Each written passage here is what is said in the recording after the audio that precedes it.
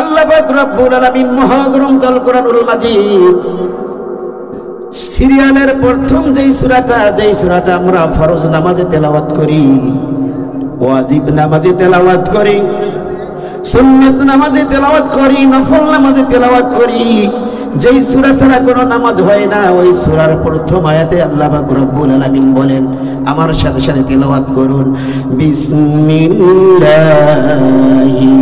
রহমানির রহিম, আলহামদুলিল্লাহি রাব্বিল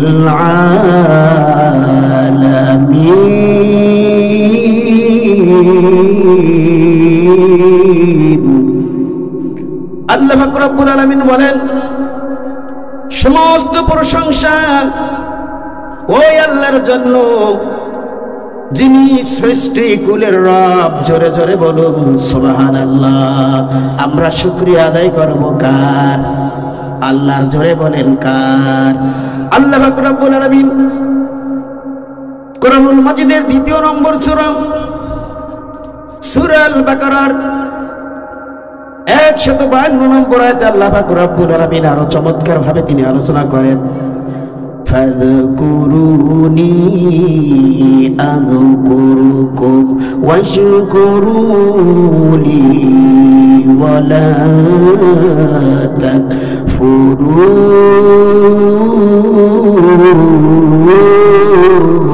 আল্লাহু আকবার বলেন। আল্লাহ পাক রব্বুল আলামিন বলেন, তোমরা আমাকে স্মরণ করো, আমি আল্লাহ তোমাদেরকে স্মরণ করব। মুফাসসিরে কিরামরা বলেন, আল্লাহকে স্মরণ করা মানে হলো আল্লাহ পাক রব্বুল আলামিন মহাগ্রন্থ আল কোরআনুল মাজিদে যত আইন দিয়েছেন, যেগুলো আল্লাহ বাস্তবায়ন করার কথা বলেছেন, আল্লাহ যত আদেশ করেছেন ওই আদেশগুলো মেনে নেওয়া, যত নিষেধ আল্লাহ করেছেন নিষেধগুলো বর্জন করা, এই কাজগুলো আল্লাহর যে বান্দা এবং বান্দিরা করবে, আল্লাহ বলেন যারা আমাকে স্মরণ করে আমি আল্লাহ তাদেরকে স্মরণ করব। তার মানে আল্লাহর আইনকে যদি মেনে নিতে পারি, আল্লাহ যেগুলো নিষেধ করেছেন ওইগুলো যদি বর্জন করতে পারি, আল্লাহর বান্দা আল্লাহর কাছে যা বলবেন, যা চাইবেন, আল্লাহ পাক রব্বুল আলামিন বান্দাকে তাই দেবেন। বলুন সুবহানাল্লাহ। আরো জোরে বলুন সুবহানাল্লাহ। আয়াতের শেষের অংশে আল্লাহ বললেন, ওয়াশকুরুলি ওয়ালা তাকফুরুন, এবং তোমরা আমার শুকরিয়া করো। ঘোষণা কার? জোরে বলেন কার? ওয়ালা তাকফুরুন,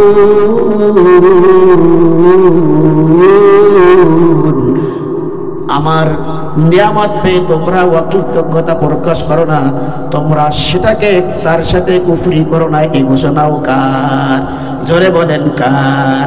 আল্লাহ পাক রব্বুল আলামিন আরো পরিষ্কার ভাবে কোরআনুল মাজিদের 14 নম্বর সূরা, সূরাতুল ইব্রাহিম, ইব্রাহিমের 7 নম্বর আয়াতে আল্লাহ বললেন, যদি আমার প্রশংসা করো তাহলে আমি তোমাদেরকে কি করব, আর যদি প্রশংসা না করো তাহলে আমি কি করব? আল্লাহ পরিষ্কার ভাবে বলে দিলেন, ওয়া ইয তাআযানা রাব্বুকুম লা ইন শাকারতুম লা আযীদান্নাকুম ওয়া লা ইন কাফারতুম ইন্না আযাবী লাশাদীদ।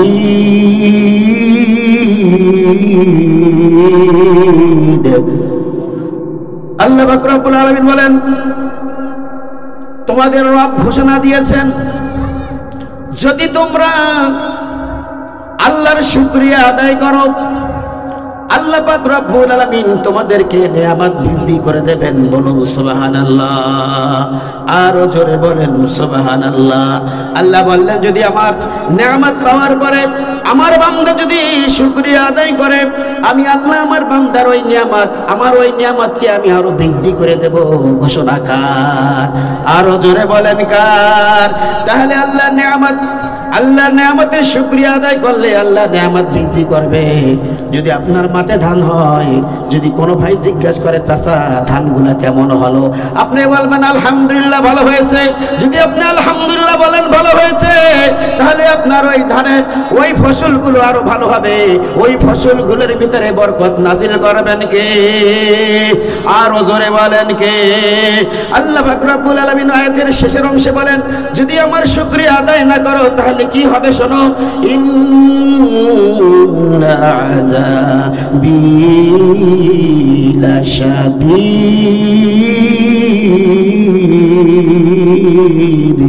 যদি আমার শুকরিয়া আদায় না করো, নিশ্চয় আমি আল্লাহ কিন্তু বড়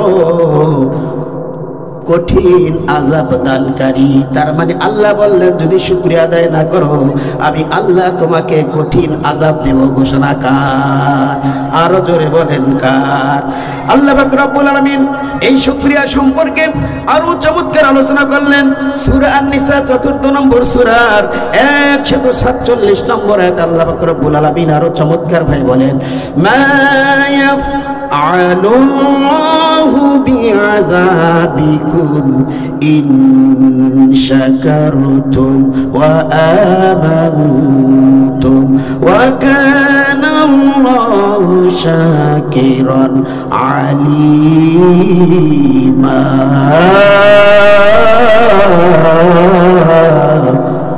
আল্লাহ পাক রব্বুল আলামিন বলেন, যদি তোমরা ঈমান আনার পরে আমার শুকরিয়া আদায় করো, শুকরিয়া তারটাই গ্রহণযোগ্য হবে যেই ব্যক্তি ঈমান এনেছে। ঈমান আনার পরে যদি শুকরিয়া আদায় করে, আল্লাহ বলেন যদি ঈমান আনার পরে শুকরিয়া আদায় করো, তাহলে আমি আল্লাহ তোমাদেরকে আযাব দিয়ে আমার কি লাভ? আল্লাহ এতে বলছেন যদি আমার বান্দারা ঈমান আনার পরে শুকরিয়া আদায় করে, আমি আল্লাহ আমার বান্দাকে কোনো আযাব দিব না। বলুন সুবহানাল্লাহ। আর জোরে বলুন সুবহানাল্লাহ। আয়াতের শেষের অংশে আল্লাহ বললেন, ওয়া কানা আল্লাহু শাকিরান আলিমা।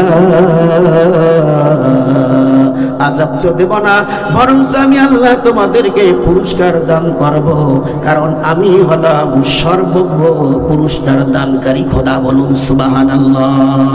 আর জোরে বলেন সুবহানাল্লাহ। আমার ভাইরা,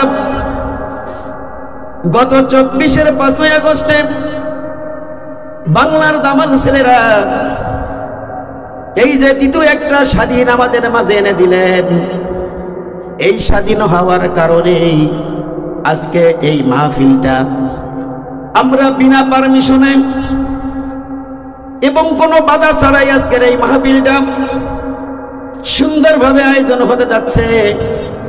আজকে পোস্টারে যাদের নাম আছে, যদি ২৪শে আগস্ট, যদি ৫ই আগস্ট ২০২৪ সাল না হতো, তাহলে এই পোস্টারে ব্যানারে যাদের নাম আছে, এই নামগুলা দেখার সাথে সাথে ওদের চুলকানি শুরু হয়ে যেত। ঠিক কিনা বলে? এইখানে আজকে মাহফিল হওয়া সম্ভব ছিল না। আজকে ২০২৪-এর ৫ই আগস্টে বাংলার ওই দামাল ছেলেগুলো, আমার ভাইরা, দ্বিতীয় স্বাধীন করার জন্য বুকের তাজা রক্তগুলো রাজপথে ঢেলে দিয়েছিলেন। এই ঢেলে দেওয়ার কারণে আজকে আমরা উন্মুক্ত পরিবেশ পেয়েছি। এই উন্মুক্ত পরিবেশে উন্মুক্তভাবে মাহফিল শুনতে পেরেছি। আজকে কোনো বাধা নাই। এই যে মাহফিলটা সুন্দরভাবে শুনতে পেরেছি, শুনতে পারতেছি, এই জন্য শুকরিয়া আদায় করতে হবে কার? আরো জোরে বলেন কার? আল্লাহ তোমার দরবারেতে হাজার শুকরিয়া, আল্লাহ তোমার দরবারেতে হাজার শুকরিয়া। স্বৈরাচার পালাইছে দেশটা সারিয়া, সবার মুখে হাসি আসলো ফিরিয়া। আল্লাহ তোমার দরবারেতে হাজার শুকরিয়া, স্বৈরাচার পালাইছে দেশটা সারিয়া, সবার মুখে হাসি আসলো ফিরিয়া। ঠিক কিনা বলেন? কোথায় আওয়ামী লীগ, কোথায় কাদের কাকা, কোথায় গেল ওই জালিমের গরম গরম কথা? ঠিক না? কোথায় আওয়ামী লীগ, কোথায় কাদের কাকা, কোথায় গেল ওই জালিমের গরম গরম কথা? খেলা হবে, খেলা হবে, খেলা হবে, খেলা হবে, খেলা হবে, খেলা হবে বইলা কাকায় গেল পালাইয়া। সুরাচার পালাইছে দেশটা সারিয়া, সবার মুখে আনলো হাসি আবার ফিরিয়া। আল্লাহ তোমার দরবারেতে হাজার শুকরিয়া, আল্লাহ তোমার দরবারেতে হাজার শুকরিয়া। সুরাচার পালাইছে দেশটা সারিয়া, সবার মুখে হাসি আসলো ফিরিয়া। সালাম তোমায় সাই আরো যত শহীদ, ভুলবে না এই ছাত্র সমাজ হয়েছে যারা শহীদ।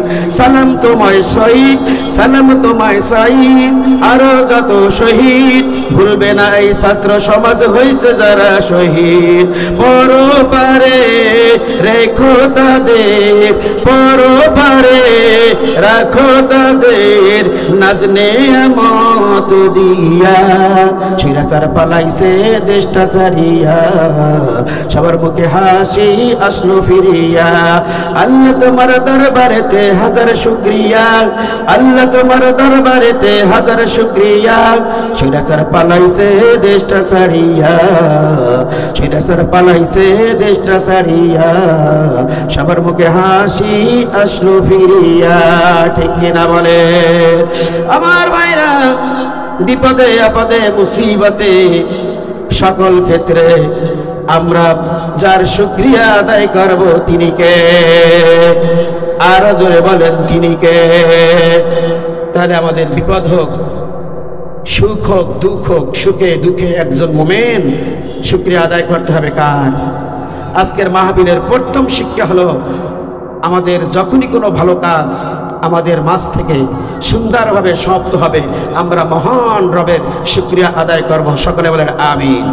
আমার ভাইরা, আমি আপনাদের মাঝে মহাগ্রন্থ আল কোরআনুল মাজিদ থেকে ভূমিকার ভিতরে কোরআনের 20 নম্বর সূরা, সূরা আত-তাহা, এই তহার 124, 25, 26 তিনটি আয়াতে কারিমা তেলাওয়াত করেছিলাম। সেখান থেকে কিছু কথা এখন আমি আপনাদের মাঝে কিছু কথা বলবো। যদি মহান রব্বে কারিম আল্লাহর এই গোলাপকে দয়া করে আপনারা যদি দোয়া করেন, তাহলে কিছু কথা আমি আপনাদের মাঝে ইনশাআল্লাহ বলবো।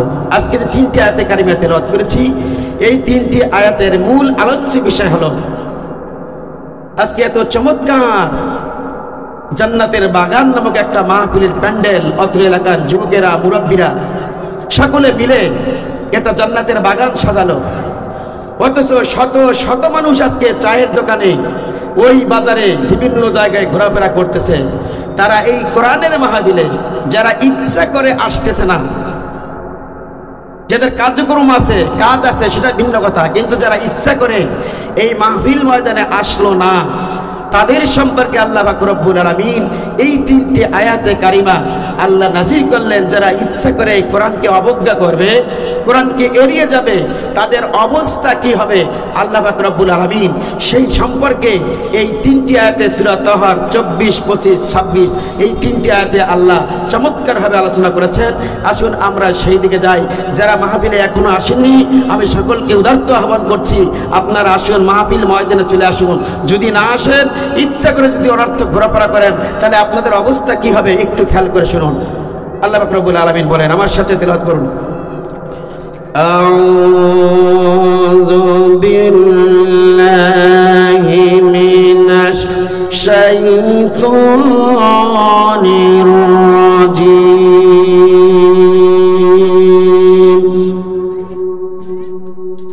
বিসমিল্লাহির রাহমানির রাহিম।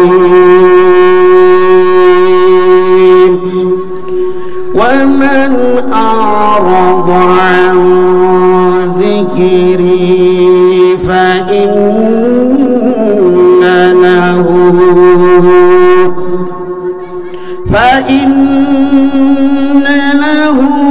معيشة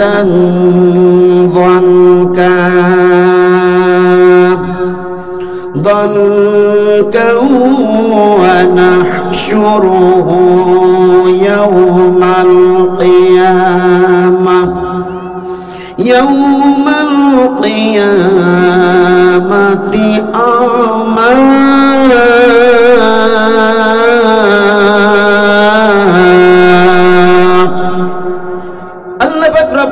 আলামিন মহাগ্রন্থ আল কোরআনুল মাজিদ 20 নম্বর সূরার 124 নম্বর আয়াতে আল্লাহ বলেন, আমান আরাদা আন যিকরি, যারা আমার এই কোরআনের ওসিয়াত নসিয়াত থেকে, এখানে জিকির শব্দের অর্থ মুফাসসিরে কেরামরা বলেছেন এইখানে স্মরণ করা মানে কোরআনের ওসিয়াত, কোরআনের নসিয়াত, কোরআনের আলোচনা, যেখানে তাফসিরুল কোরআন মাহফিল হয়, কোরআনের আলোচনা করা হয়। ওই আলোচনা থেকে যারা বিমুখ হয়ে যাবে, অর্থাৎ যারা আলোচনার ভিতরে আসবে না, অযথা সময়গুলা নষ্ট করবে, দোকানপাটে ঘোরাফেরা করবে, বাড়িতে ইচ্ছা করে যারা বসে থাকবে, আল্লাহ পাক রব্বুল আলামিন তাদের সম্পর্কে বললেন, ফা ইন্না লাহু মাঈশাতান দানকা, তাদের জন্য এই দুনিয়ার জীবনটা আমি আল্লাহ সংকীর্ণ করে দেব ঘোষণাকার। মাঈশাতান দানকা সম্পর্কে হযরতে আবু যর গিফারি রাদিয়াল্লাহু তাআলা আনহু তিনি বিস্তারিত তাফসীর বর্ণনা করেছেন। মাঈশাতান দানকা মানে দুনিয়ার সংকীর্ণ জীবন। এই দুনিয়ার সংকীর্ণ জীবন হলো হাজার হাজার কোটি টাকা যদি বান্দার থাকে, অথবা শত শত বিঘা জমিও যদি তার থাকে, নাডুস নুডুস চেহারাও যদি থাকে, তারপরেও ওই ব্যক্তির এই দুনিয়ার জিন্দেগিতে তিনি টেনশনের ভিতরে থাকবেন, চিন্তার ভিতরে থাকবেন, অস্থিরতার ভিতরে থাকবেন, তার ভিতরে কোনো সুখ থাকবে না। রাত্রে যখন ঘুমাবে ভালো ঘুম আসবে না, একটা একটা অশান্তি তার দেহের ভিতরে লেগে থাকবে ঘোষণাকার। আরো জোরে বলেন কার? আল্লাহ পাক রব্বুল আলামিন বলেন, শুধুমাত্র কেবলমাত্র দুনিয়াতে আমি তাকে টেনশনে রাখবো না, আমার ওই বান্দা যখন মারা যাবে, কবরে যখন যাবে, কবরের দুই পাশের মাটি এমন জোরে তাকে চাপ দিবেন, ডান পাশের হাড্ডিগুলো বাম পাশে চলে যাবে, বাম পাশের হাড্ডিগুলো ডান পাশে চলে যাবে। যারা এই কোরআনকে অবজ্ঞা করবে, যারা কোরআনকে ইজ্জত দিবে না, কোরআনকে সম্মান দিবে না, যারা তাফসিরুল কোরআন মাহফিলে ইচ্ছা করে আসবে না, তাদের কথা বলছি। 1 নম্বর হলো দুনিয়ার জিন্দেগিটা তার জন্য সংকীর্ণ হবে। 2 নম্বর হলো কবর তাকে ভীষণভাবে চাপ দিবে। 3 নম্বর হলো আমার ভাইরা, যখন তিনি কবরের ভিতরে যাবে, এই আয়াতের তাফসিরে লিখেছেন কবরের ভিতর তিন্নিন নামক এক ধরনের সাপ থাকবে। এক একটা সাপের 70টি মাথা হবে, প্রত্যেকটি মাথার সাথে আবার 70টি করে মাথা হবে। ওই সাপ এত বিষাক্ত ধরনের সাপ হবে, একবার যদি এই পৃথিবীতে সে নিঃশ্বাস ফেলতো, পৃথিবীর সকল সবুজ গাছগুলো পুড়ে ছাই হয়ে যেত, জ্বলে যেত। বলুন নাউজুবিল্লাহ। আমার ভাইরা, সেই সাপে ওই ব্যক্তিকে কবরের ভিতরে দংশন করবেন, কামড়াবেন। আল্লাহ পাক রব্বুল আলামিন এখানে শুধুমাত্র এই দুনিয়ার টেনশন, কবরের মাটির চাপ, সাপের কামড় বলেই ক্ষান্ত করেন না। আল্লাহ বলেন পরবর্তীতে, ওয়ানাহশুরুহু ইয়াউমাল কিয়ামাতি আমা, যখন কবরের জিন্দেগিটা শেষ হয়ে যাবে, কিয়ামত যখন অনুষ্ঠিত হয়ে যাবে, ওই মানুষগুলো কোন মানুষ? যারা আজকে এই তাফসিরুল কোরআন মাহফিলের কথা শোনার পরে ও ইচ্ছা করে ঘোরাফেরা করতেছে। আমার ভাইরা, যারা অযথা ঘোরাফেরা করতেছেন, কান লাগে শোনেন কি অবস্থা হবে তাদের। আল্লাহ বলেন, 1 নম্বর হলো তাদের আমি দুনিয়াতে টেনশনে রাখবো। 2 নম্বর হলো মাটি দিয়ে তাদেরকে চাপ দেওয়া হবে, কবরের মাটি দিয়া।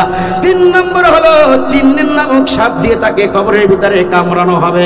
4 নম্বর হলো ওয়ানাহশুরুহু ইয়াউমাল কিয়ামাতি আমা, কিয়ামত যখন হয়ে যাবে, কিয়ামতের ময়দানে ওই ব্যক্তিকে আমি আল্লাহ অন্ধ করে উঠাবো ঘোষণাকার। আরো জোরে বলেন কার? আমরা কি কিয়ামতের ময়দানে অন্ধ হয়ে উঠতে চাই? কারা কারা উঠতে চান একটু হাত জাগান। না বুঝি, আমরা কিয়ামতের ময়দানে অন্ধ হয়ে উঠতে চাই না, চক্ষু নিয়ে উঠতে চাই। জোরে বলেন মারহাবা। আর জোরে বলেন মারহাবা। যারা কিয়ামতের ময়দানে চক্ষু নিয়ে উঠতে চান, আমি সেই সকল ভাই ও বোনদেরকে অনুরোধ করছি, আসুন এই কোরআনের মাহফিলে, আসুন এই কোরআনের মাহফিলে। যদি জান্নাতে পেতে চান, কোরআনের মাহফিলে চলে আসেন। আমরা সবাই নবীর উম্মত জান্নাতে যেতে চাই। জান্নাতে যেতে চান? জান্নাতে যাবে? কারা কারা যাবেন? দুই হাত উঠায় দেখেন। নারায়ে তাকবীর, নারায়ে তাকবীর। আমরা সবাই নবীর উম্মত জান্নাতে যেতে চাই। আমরা সবাই নবীর উম্মত জান্নাতে যেতে চাই। কারা কারা জান্নাতে যাইবেন হাতে নারা দেন। সবাই হাতে নারা দেন, ফেরেশতারা ভিডিও করুক। আমরা সবাই নবীর উম্মত জান্নাতে যেতে চাই। আমরা সবাই নবীর উম্মত জান্নাতে যেতে চাই। কারা কারা জান্নাতে যাইবেন হাতে নারা দেন। সবাই হাতে নারা দেন, সবাই হাতে নারা দেন, সবাই হাতে নারা দেন, সবাই হাতে নারা দেন, সবাই। সারা দিনের কাজ কাম সেরে আসছি গো সবাই। সারা দিনের কাজ কাম সেরে আসছি গো সবাই। সবার মনে একটাই আশা, জান্নাত গো চাই। ঠিক না বলে? সারা দিনের কাজ কাম সেরে আসছি গো সবাই। সবার মনে একটাই আশা, জান্নাত গো চাই। কারা কারা জান্নাতে যাবেন জোরে নারায়ে তাকবীর বলেন সবাই। নারায়ে তাকবীর, নারায়ে তাকবীর। আমার ভাইরা, আল্লাহ পাক রব্বুল আলামিন অত্র আয়াতের ভিতরে সূরাতুল আত-তাহার 24 নম্বর আয়াতে 124 নম্বর আয়াতে বললেন, ওরা শুরু ইয়াউমাল কিয়ামাতি আমা। কিয়ামতের ময়দানে আমি তাদেরকে অন্ধ বানাই উঠাবো। যেদিন আমি তাদেরকে অন্ধ বানাই উঠাবো, সেই দিন তারা বলবেন, ক্বালা রাব্বি লিমা হাশারতানি আমা, ক্বালা রাব্বি লিমা হাশারতানি আমা।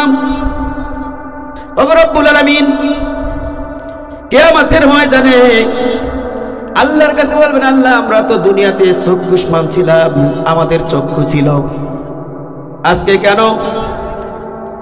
আমাদেরকে অন্ধ করে উঠানো হলো? তখন আল্লাহ পাক রব্বুল আলামিন তাদেরকে বলবেন, ওই যে সেই দিন কারাম বনগ্রাম যুব সমাজ ও এলাকাবাসীর উদ্যোগে তাফসিরুল কোরআন মাহফিলের আয়োজন করা হয়েছিল। সেই দিন তোমরা মাহফিলে না এসে ওই দোকান পাটে অযথা ঘুরে বেড়াইছিলা, ঘরের ভিতরে বসেছিলাম, টিভি চালাই টিভি দেখতেছিলাম, অথবা অনেকে টাসের আড্ডায় ছিলা, গল্প গুজবে ছিলা। ওই দিন আমার কোরআনকে অবজ্ঞা করেছিলা। এই কোরআনকে অবজ্ঞা করার কারণে, কোরআনকে বিমুখ করার কারণে আমি আল্লাহ পাক রব্বুল আলামিন আজকে তোমাদেরকে এই কিয়ামতের ময়দানে অন্ধ করে তুললাম। বলুন নাউজুবিল্লাহ। আল্লাহ পাক রব্বুল আলামিন সেই দিন তাদেরকে কিয়ামতের ময়দানে অন্ধ করে তুলবেন। আল্লাহ পাক রব্বুল আলামিন অত্র সূরার শেষের দিকে বললেন, ক্বালা কাযালিকা আতাতকা আয়াতুনা ফানাসিতাহা ওয়া কাযালিকাল ইয়াওমা তুনসা। আল্লাহ পাক রব্বুল আলামিন বলবেন, সেই দিন তোমাদের সামনে যখন আমার আয়াতগুলো তেলাওয়াত হয়েছিল, আয়াতের কথাগুলো যখন বলা হয়েছিল, কোরআনের ওসিয়াত নসিহত যখন করা হয়েছিল, সেই দিন তোমরা ওই কোরআনের আয়াতগুলো ভুলে গিয়েছিলে। এই ভুলার কারণে আমি আল্লাহ আজকে তোমাদেরকে ভুলে গিয়েছি। আজকে আমি আল্লাহ তোমাদেরকে অন্ধ করে এই কিয়ামতের ময়দানে উঠালাম ঘোষণাকার। এই জন্য আমরা কখনো কখনো এই কোরআনের বিরুদ্ধে আমরা যেন কখনো না দাঁড়াই। সব সময় আমরা কোরআন পড়ব, কোরআন বুঝব, কোরআন অনুযায়ী আমাদের জীবন গঠন করব। সকলে বলেন আমিন। আমার ভাইরা, এই কোরআনের বিরোধিতা যারাই করেছে, আমরা দেখেছি এর আগে হামান, কারুন, সাদ্দাত, নমরুদ, ফিরাউন এই পাপিষ্ঠগুলো আমরা চোখে দেখি নাই, তবে তাদের অবস্থা কোরআন এবং হাদিস পড়ে অনেক কিছু শুনেছি। যারা ইসলামের বিরোধিতা করেছিল, নবীদের বিরোধিতা যারা করেছিল, হামান, করুন, সাদ্দাত, নমরুদ, ফেরাউন, একটা জালিমকেও আল্লাহ সুন্দরভাবে পৃথিবী থেকে বিদায় দেয়নি। প্রত্যেকটি জালিমকে আল্লাহ কাউকে ছোট্ট একটা মশা দিয়ে পৃথিবী থেকে ধ্বংস করেছে। আবার আল্লাহ কাউকে পানির ভিতরে, সমুদ্রের ভিতরে ডুবাইয়া ডুবাইয়া সুবাইয়া সুবাইয়া আল্লাহ পাক রব্বুল আলামিন অপমানিত করে পৃথিবী থেকে বিদায় দিয়েছেন, ঠিক কিনা বলেন? আবার কোন কোন জালিমকে আল্লাহ তার পায়ের নিচের জুতা দিয়া মস্তগুলা পিঠাইয়া পিঠাইয়া মাথার মগজগুলো পৃথিবী থেকে বের করে তারপরে আল্লাহ পাক রব্বুল আলামিন অপমানিত করে, লাঞ্ছিত করে পৃথিবী থেকে বিদায় নিয়েছেন, ঠিক কিনা বলেন? আমার ভাইয়েরা, হামানকে দেখি নাই, করুণকে দেখি নাই, সাদ্দাতকে দেখি নাই, নমরুদকে দেখি নাই, তবে এই যুগের কিছু ওই সাদ্দাত মার্কা, নমরুদ মার্কা, ফেরাউন মার্কা কিছু মানুষকে আমরা দেখেছি, ঠিক কিনা বলেন? কোরআনের কথা যারা মেনে নিতে পারে নাই, কোরআন যারা সহ্য করতে পারে নাই, তার ভিতরে একটা ছিল টাকলা মোরাদ। এই মোরাদ অনেক ইসলামের বিরোধিতা করেছে, কোরআনের বিরোধিতা করেছে, আলেমদেরকে দেখতে পারে নাই, ঠিক কিনা বলেন? আমার ভাইরা, এই ব্যক্তি ক্ষমতায় থাকাকালীন আল্লাহ পাক রব্বুল আলামিনের গজব শুরু হয়ে গেল। উপর থেকে ফ্যানটা খুলে তার টাকলা মাথায় পড়ল, টাকলা মাথায় পড়ে তার মাথাটা ফেটে গেল, ঠিক কিনা বলে? এরপরে আসুন, আমাদের একজন কাকা যাকে বলি আমরা ওবাইদুল, কত লম্বা লম্বা বুলি তিনি দিয়েছিলেন, খেলা হবে খেলা হবে, ঠিক কিনা বলেন? আল্লাহ বললেন আমি তোর সাথে খেলবো, এমন খেলা খেললেন, কোন সময় কোন দেশে কোন জায়গায় পালিয়ে গেলেন আমরা আজও পর্যন্ত তার খবর জানলাম না, ঠিক কিনা বলেন? আর একজন বেয়াদব, আহারে কোরআনের সাথে কত বড় দুশ্মনী করেছিলেন, যিনি ছিলেন কোরআনের পাখি, আল্লামা দিলওয়ার হোসেন সাইদি। আরে যার ফাঁসির রায়টা হাত থেকে লেখলেন, দেশ স্বাধীন, দ্বিতীয় স্বাধীন হওয়ার পরে বাংলার কিছু দামাল ছেলেরা ওই পাপিষ্ঠ যে হাত থেকে সাইদি সাহেবের ফাঁসি লেখলেন, ওই হাতটাকে তারা ভেঙে দিলেন। আবার এমনও খবর পাওয়া গেছে বিশেষ একটা অঙ্গ ওই ছাত্ররা, ওই যুবকরা তার থেকে গায়েব করে দিলেন। গজবগুলো কার? জোরে বলেন কার? আল্লাহর কোরআনের সাথে যারা দুশ্মনী করবা, আল্লাহর কোরআনের সাথে যারা বেয়াদবি করবা, তাদের অবস্থা এরকমই পরিণত হবে। অতএব আজও তোমাদেরকে বলি, কোরআনের বিরুদ্ধে যেও না, কোরআনের বিরুদ্ধে আচরণ করো না। যদি ভালো হতে চাও কোরআনের পথে এসো, ইসলামের পথে আসো, ইসলামী আন্দোলনের দিকে আসো, তাহলে বাকি যে জিন্দিগিটা আছে, বাকি যতদিন হায়াত পাবা ততদিন পর্যন্ত যদি কোরআনকে ধারণ করতে পারো, কোরআনকে বুকে নিতে পারো, কোরআন অনুযায়ী যদি তোমার জীবনটা গঠন করতে পারো, মরার সাথে সাথে আল্লাহ পাক রব্বুল আলামিন তোমাদেরকে আমাদেরকে জান্নাত দান করবেন, বলুন আমিন। আমার ভাইরা, শুধুমাত্র কেবলমাত্র জীবনে একটা অপরাধ করার কারণে আল্লাহ পাক রব্বুল আলামিন কত বড় তিনজন সাহাবী, জবরদস্ত সাহাবীকে কত বড় শাস্তি দিলেন। এই পৃথিবীটা এত প্রশস্ত হওয়া সত্ত্বেও তাদের জন্য এই পৃথিবীটা সংকীর্ণ হয়ে গেল। সহিহ বুখারী শরীফের 4418 নম্বর হাদিস, আব্দুল্লাহ ইবনু কাব ইবনু মানিক রাদিয়াল্লাহু তাআলা আনহু থেকে বর্ণিত। হযরত আব্দুল্লাহ বলেন, আমার পিতা যখন অত্যন্ত বয়স্ক হয়ে যায়, মুরব্বী হয়ে যায়, এই মুরব্বী হওয়ার পরে, বয়স্ক হওয়ার পরে তার দুইটা চোখ অন্ধ হয়ে যায়। আমি আমার ভাইদের পরামর্শ নিয়ে আমার বাবার খেদমতে নিয়ে যেতে হয়ে গেলাম। একদিন আমার বাপ বলে, ও আব্দুল্লাহ, তুমি কখনো মিথ্যা কথা বলবে না, আর কখনো সত্যকে গোপন করবে না। কারণ আমি এই মিথ্যা না বলার কারণে আল্লাহ পাক রব্বুল আলামিন আমার সাথে আয়াত নাজিল করলেন এবং আল্লাহ আমাকে জান্নাতের মেহমানের খাতায় নাম লেখালেন। বলুন সুবহানাল্লাহ। হযরতে কাব রাদিয়াল্লাহু তাআলা আনহু বলেন, আব্দুল্লাহকে বলেন, আব্দুল্লাহ, হঠাৎ একদিন নবী বললেন তাবুকের যুদ্ধ শুরু হবে, তোমরা যে যা পারো তাবুকের যুদ্ধের জন্য প্রস্তুতি নাও, অর্থ সংগ্রহ করো, অস্ত্র সংগ্রহ করো, যার যা আছে সংগঠিত করো। আমিও যুদ্ধে যাওয়ার জন্য দুইটা তেজস্ব ঘোড়া, অত্যন্ত শক্তিশালী দুইটা ঘোড়া খরিদ করলাম, আমি যুদ্ধে যাব। হায়রে, যুদ্ধের দাওয়া বেজে গেল, যুদ্ধে সবাই রওনা হলো, আমিও যাব, কিন্তু শয়তান আমার হৃদয়ের ভিতরে চেপে বসেছে। শয়তান বলল, ও কাব, যুদ্ধে যাওয়ার প্রয়োজন নাই, যুদ্ধে যাওয়ার কোনো দরকার নাই, তুমি বাড়িতে বসে থাকো, কারণ এখন অত্যন্ত গরম, আবহাওয়াটা খুব খারাপ, ওরা গেছে যাক।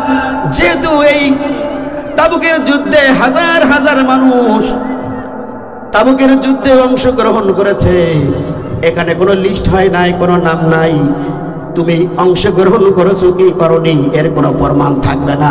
অতএব তুমি গাছের ফল ফ্রুট পেকেছে সেইগুলা খাওয়া দাওয়া করবে, আরামে থাকবে। রাসূল যখন আসবে তখন তুমি একটা মিথ্যা অজুহাত পেশ করবে।